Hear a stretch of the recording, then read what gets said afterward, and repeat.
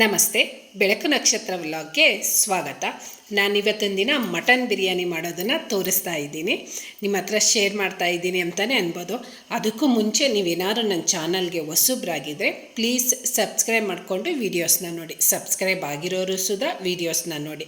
Subscribe ಮಾಡ್ಕೊಂಡಿದ್ದಾದಮೇಲೆ ಪಕ್ಕದಲ್ಲಿರೋ bell ಬಟನ್ನ press ಮಾಡಿ, ಹಾಲನ್ನು ಬಟನ್ನ ಪ್ರೆಸ್ ಮಾಡೋದ್ರಿಂದ ನಾನು ಯಾವುದೇ ವೀಡಿಯೋಸ್ ಹಾಕಿದ್ರೂ ಮೊದಲನೇದಾಗಿ ನಿಮಗೇ ನೋಟಿಫಿಕೇಷನ್ ಬರುತ್ತೆ.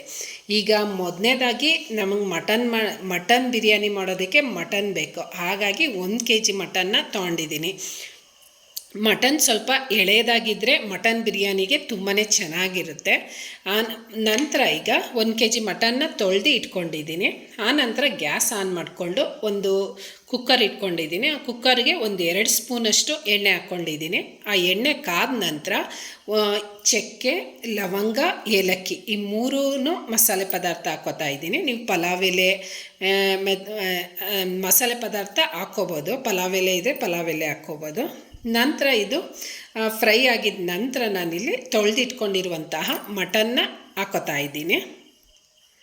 ಯಾಕಂದರೆ ಮಟನ್ನಲ್ಲಿ ಸ್ವಲ್ಪ ಚರ್ಬಿ ಇರೋದ್ರಿಂದ ಎಣ್ಣೆ ಸ್ವಲ್ಪ ಹಾಕ್ಕೊಂಡ್ರೂ ನಡೆಯುತ್ತೆ. ಯಾಕಂದರೆ ಮಟನ್ನು ಎಣ್ಣೆ ಬಿಡೋ ಚಾನ್ಸಸ್ ಇರೋದ್ರಿಂದ ಸ್ವಲ್ಪ ಎಣ್ಣೆ ಹಾಕ್ಕೊಂಡ್ರೂ ನಡೆಯುತ್ತೆ.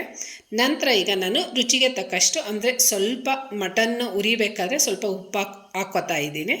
ನಂತರ ಸ್ವಲ್ಪ ಅರಿಶಿನ ಪೌಡರು, ಈ ಎರಡೂ ಹಾಕ್ಕೊಂಡು ಚೆನ್ನಾಗಿ ಹುರ್ಕೋಬೇಕಾಗತ್ತೆ. ಉಪ್ಪು ಹಾಕ್ಕೊಂಡಿದ್ದ ನಂತರ ತಾನಾಗೇ ನೀರು ಬಿಡೋದ್ರಿಂದ ನೀರು ಸುಂಡೋವರೆಗೂ ನಾವು ಮಟನ್ನ ಹುರ್ಕೋಬೇಕಾಗತ್ತೆ.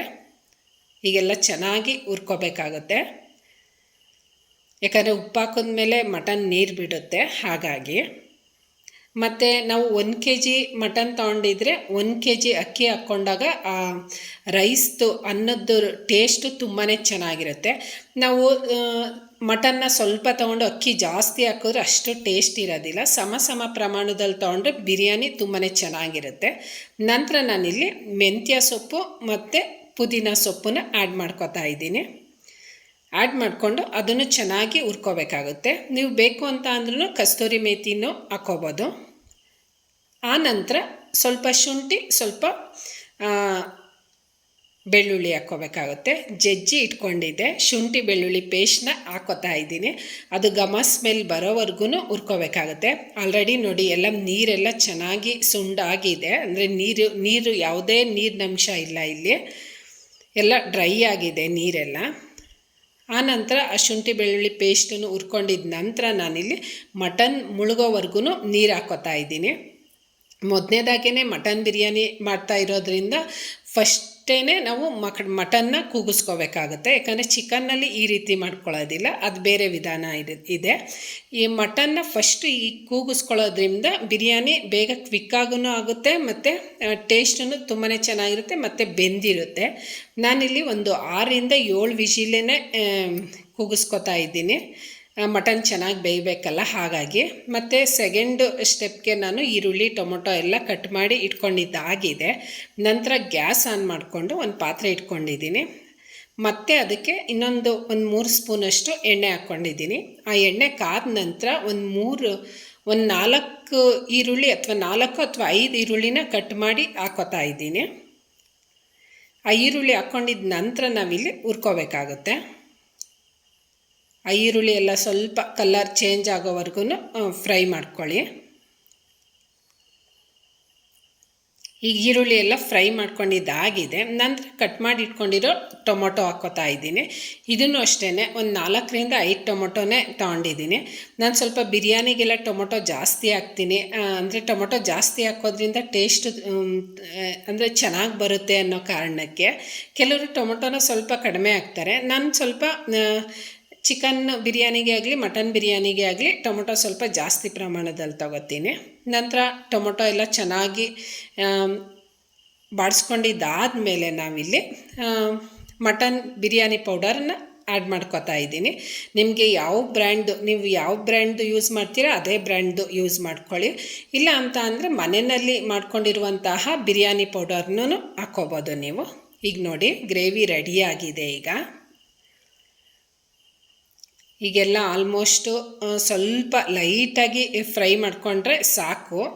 ಬಿರಿಯಾನಿ ಪೌಡರ್ ಹಾಕ್ಕೊಂಡಿದ್ದ ನಂತರ ಇನ್ನೊಂದು ಸೈಡು ಮಟನ್ ಬೆಂದಿದೆಯಾ ಅಂತ ನೋಡ್ಕೊಳ್ಳೋಣ.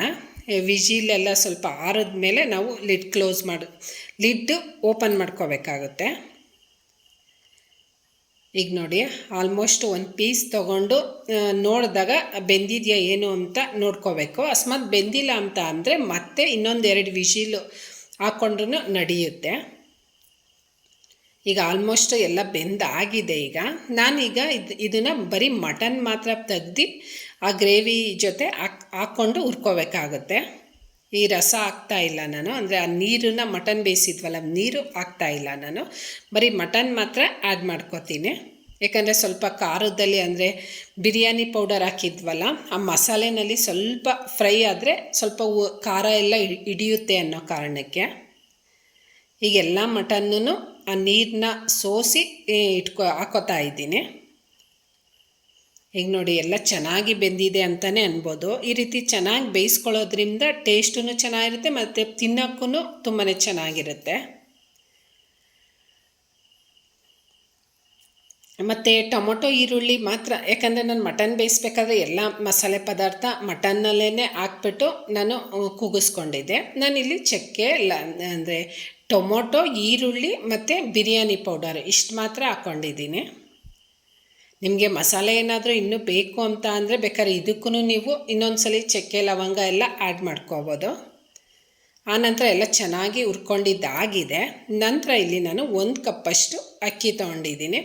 1 ಕಪ್ ಅಕ್ಕಿಗೆ 2 ಕಪ್ಪಷ್ಟು ನೀರು ಹಾಕ್ಕೋಬೇಕಾಗುತ್ತೆ. ಈಗ ನಾನು ಮಾಮೂಲಿ 1 ಕಪ್ಪಷ್ಟು ನೀರು ಆ್ಯಡ್ ಮಾಡ್ಕೋತೀನಿ.